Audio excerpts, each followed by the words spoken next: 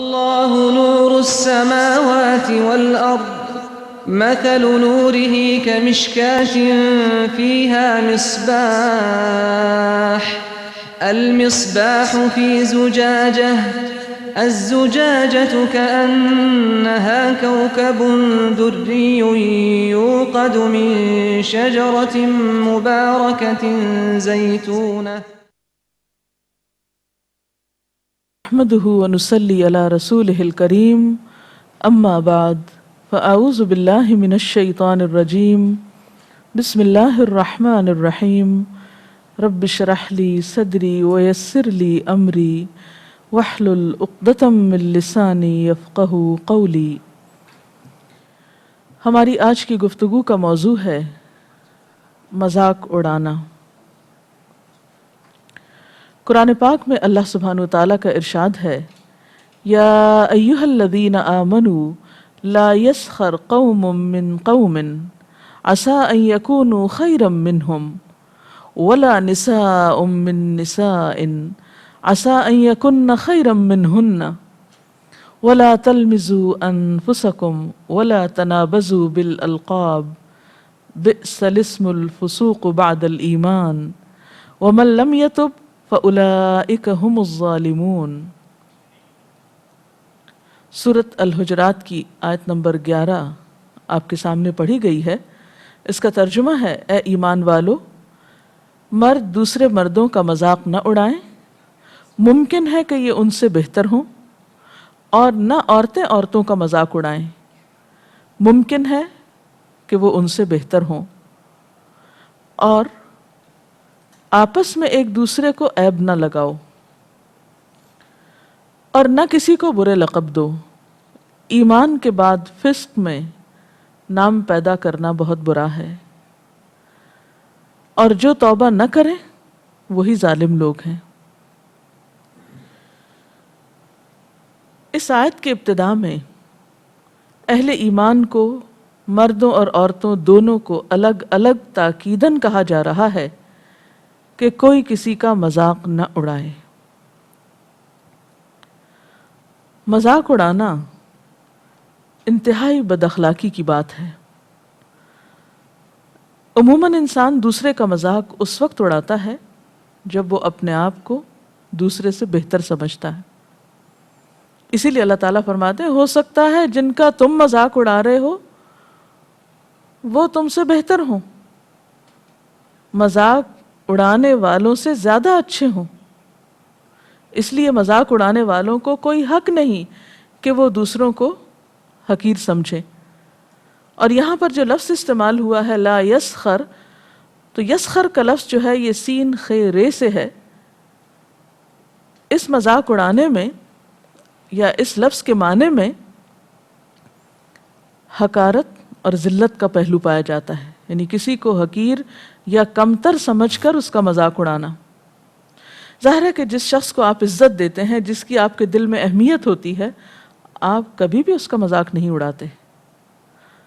مذاق اسی کا اڑایا جاتا ہے جس کو آپ اپنے سے چھوٹا سمجھتے ہیں۔ نبی صلی اللہ علیہ وسلم نے فرمایا، اپنے بھائی سے جھگڑا مت کر، اس کی ہنسی مت اڑا، اور اس سے وعدہ کر کے وعدہ خلافی نہ کر۔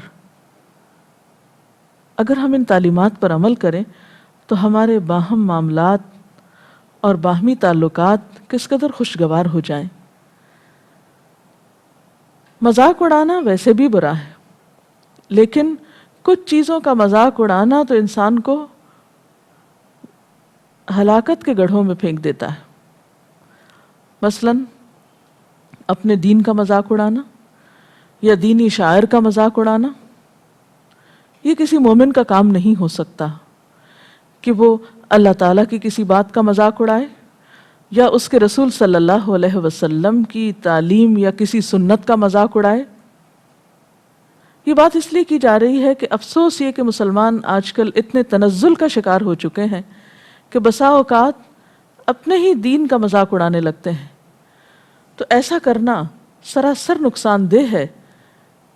اگر کہیں آپ کسی ایسی مجلس میں ہوں جہاں دین کی کسی بات کا مذاق اڑایا جا رہا ہو تو اس کے بارے میں قرآن پاک کا حکم یہ ہے کہ پھر تم وہاں مت بیٹھو. یعنی مذاق اڑانے والوں کی کمپنی اختیار کرنا، صحبت اختیار کرنا، یہ بھی درست نہیں. ایسا نہ ہو کہ تمہارا شمار بھی ان میں ہو، اور اگر وہ لوگ مذاق چھوڑ کر کوئی اور بات شروع کریں تو پھر ان کے ساتھ بیٹھا جا سکتا ہے. مذاق اڑانے کی ایک شکل نقلیں اتارنا بھی ہے.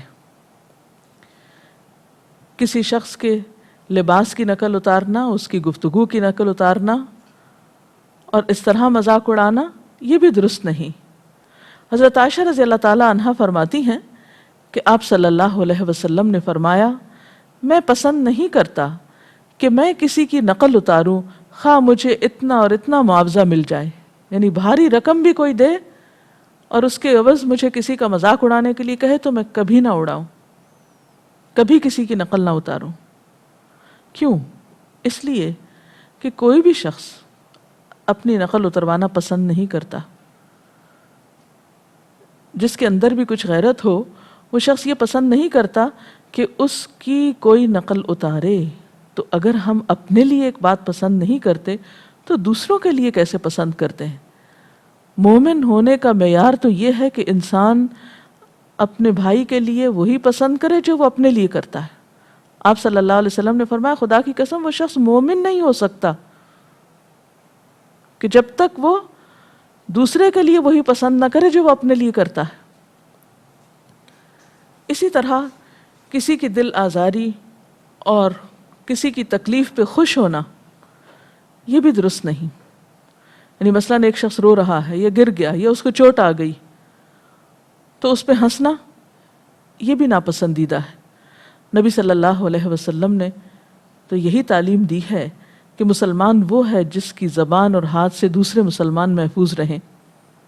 آپ نے یہ بھی فرمایا کہ اپنے مسلمان بھائی کی تکلیف پر خوشی کا اظہار نہ کرو. یعنی اگر کوئی کسی تکلیف یا دکھ کا شکار ہے تو اس پر خوش مت ہو. کہیں ایسا نہ ہو کہ اللہ تعالیٰ اس پر تو رحم فرما دے اور تمہیں اس آزمائش میں ڈال دے. اسی طرح صحابہ کرام بیان کرتے ہیں کہ وہ نبی صلی اللہ علیہ وسلم کے ہمراہ سفر کر رہے تھے کہ ان میں سے ایک شخص سو گیا. کسی نے جا کر اس کے تیر چھپا دیے، یعنی شرارتن. جب وہ جاگا تو ڈر گیا کیونکہ اس کے تیر موجود نہیں تھے. لوگوں نے ہنسنا شروع کر دیا.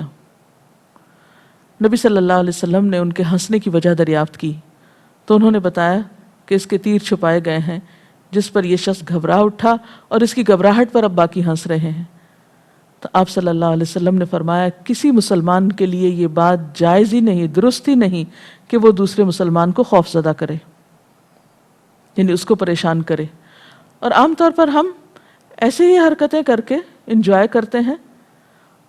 اچانک کسی کو ڈرا کے خوش ہوتے ہیں، کسی کو پریشان کر کے، کسی کی چیز چھپا کر، کسی کی پسندیدہ چیز کو نقصان دے کے.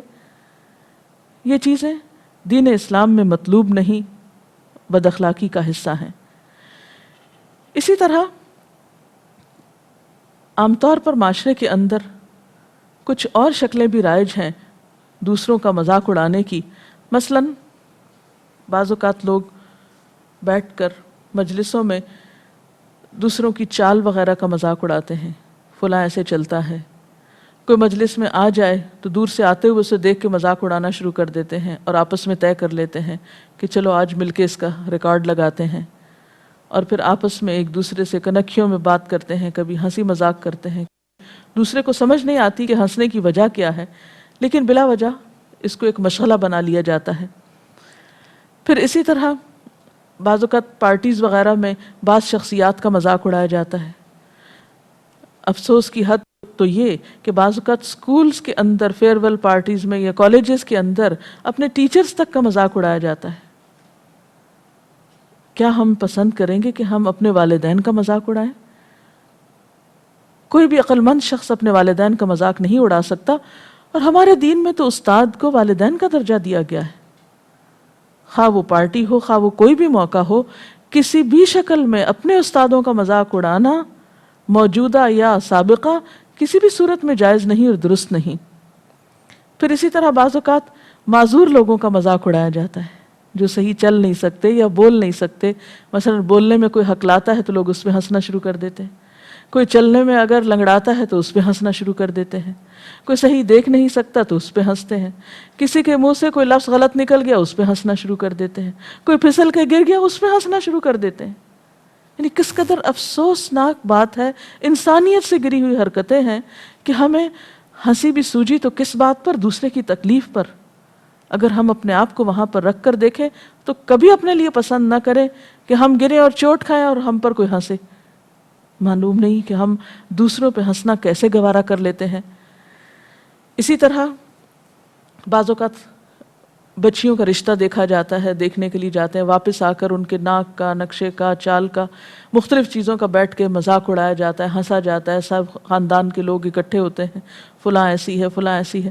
یہ بھی ناپسندیدہ طریقے ہیں.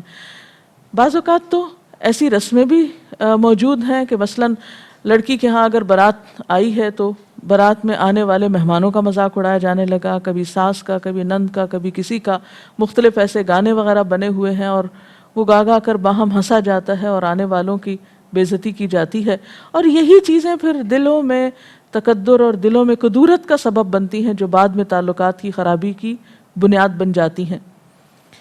اسی طرح کسی پر طنز یا مسکرانا یا کسی کو مجلس میں دیکھ کر آنکھوں میں اشارے کر کے ہنسنا یا تحقیر کرنا, یہ تمام چیزیں ناپسندیدہ ہیں.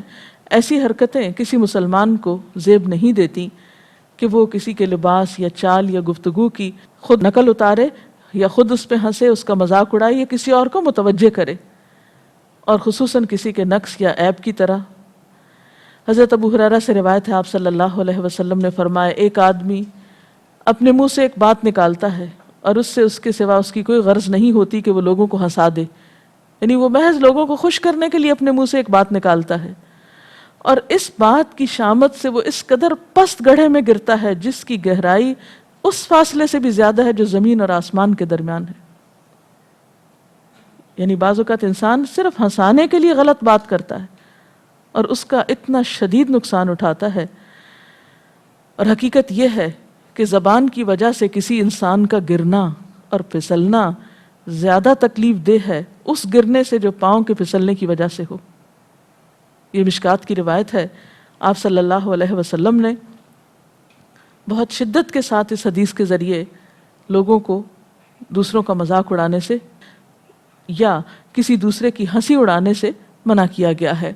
یہاں تک بھی بتایا گیا ہے کہ بسا اوقات اگر ایک شخص دوسرے کا مذاق اڑاتا ہے تو ایک حدیث سے یہ بھی پتہ چلتا ہے کہ اللہ تعالیٰ اس شخص کو تو اس مصیبت سے نکال لیتے ہیں جس کی وجہ سے اس کا مذاق اڑایا جاتا ہے, اور مذاق اڑانے والوں کو اس مصیبت میں مبتلا کر دیا جاتا ہے. یہ دنیا میں ایسے شخص کی سزا ہے. لیکن اس کا یہ مطلب نہیں کہ ہمارے دین میں ہمیں ہنسنے سے منع کیا گیا ہے یا مزاح سے منع کیا گیا ہے. نہیں, کچھ جائز صورتیں بھی ہیں ایسی کہ جن کو سامنے رکھتے ہوئے ہم اپنی گفتگو کو ہلکا پھلکا بنا سکتے ہیں اور گفتگو میں مزاح پیدا کر سکتے ہیں. لیکن اس میں نہ تو کسی کے عیب یا نقص کا مذاق اڑایا جاتا ہے, نہ کسی کی تحقیر مقصود ہوتی ہے, نہ ہی کوئی غلط بیانی ہوتی ہے, نہ ہی کسی کو ذلیل و خوار کیا جاتا ہے, نہ ہی کسی کے حسب نسب پہ بات ہوتی ہے.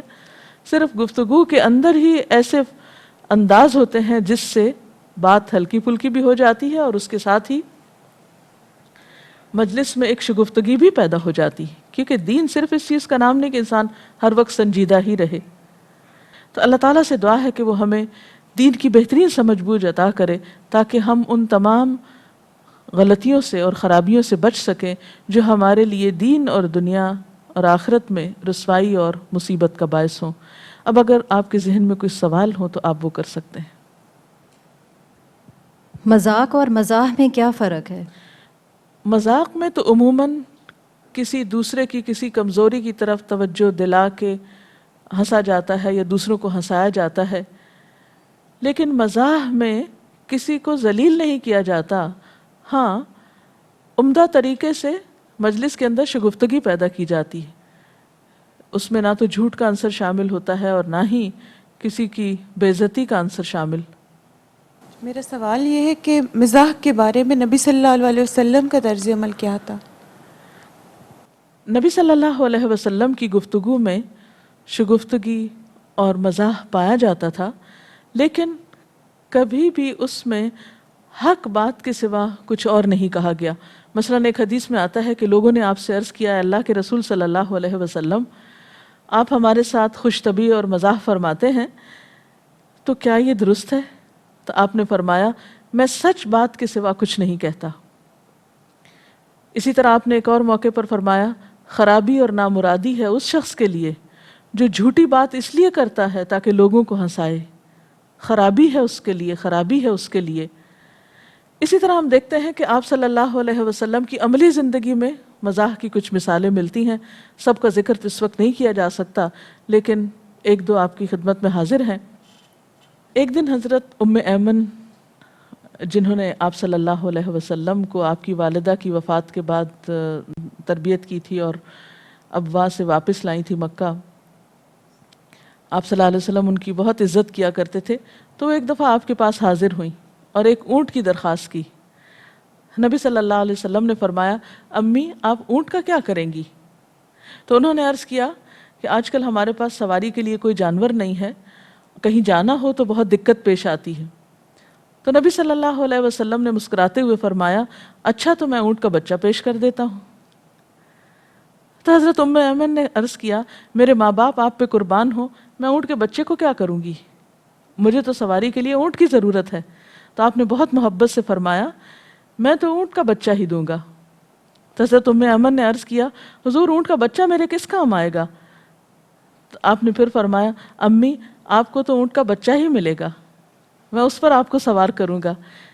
اس کے بعد آپ صلی اللہ علیہ وسلم نے ایک خادم کو سواری کے قابل اونٹ لانے کے لیے کہا اور اس کی مہار حضرت ام ایمن کو پکڑاتے ہوئے فرمایا، ذرا دیکھیے یہ اونٹی کا بچہ ہے یا کچھ اور ہے؟ تو اب اس میں کوئی بات حق کے خلاف نہیں تھی، کسی کا مذاق نہیں اڑایا جا رہا تھا، بہت عزت، ادب، احترام کے ساتھ آپ اپنی والدہ کو ایک بات بار بار کہہ رہے تھے۔ آپ صلی اللہ علیہ وسلم کی سیرت سے کیا اور بھی واقعات ملتے ہیں؟ جی ہاں، ایک مرتبہ ایک عورت حضور صلی اللہ علیہ وسلم کی خدمت میں حاضر ہوئی اور اپنے شوہر کا تذکرہ آپ سے کرنے لگی، کوئی بات کرنے لگی اپنی شوہر کی۔ تو آپ صلی اللہ علیہ وسلم نے فرمایا، اچھا تیرا شوہر وہی ہے جس کی آنکھوں میں سفیدی ہے؟ تو وہ آپ کے مزاح کو سمجھ نہ سکی، فوراً بولی، نہیں ہے اللہ کے رسول صلی اللہ علیہ وسلم، میرے شوہر کی آنکھیں تو بالکل بے داغ ہیں۔